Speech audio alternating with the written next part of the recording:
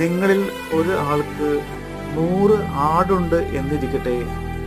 അതിലൊന്ന് കാണാതെ പോയാൽ അവൻ 99 മരുഭൂമിയിൽ വിട്ടേച്ച് ആ കാണാതെ പോയതിനെ കണ്ടെത്തും വരെ നോക്കി നടക്കുമോ? കണ്ടുകിട്ടിയാൽ സന്തോഷിച്ച് ചുമലിൽ എടുത്ത് വീട്ടിൽ വന്ന് സ്നേഹിതന്മാരെയും അയൽക്കാരെയും വിളിച്ചുകൂട്ടി കാണാതെ പോയ ആ ആടിനെ കണ്ടുകിട്ടിയത് കൊണ്ട് എന്നോട് കൂടി സന്തോഷിപ്പീൻ എന്ന് അവരോട് പറയും.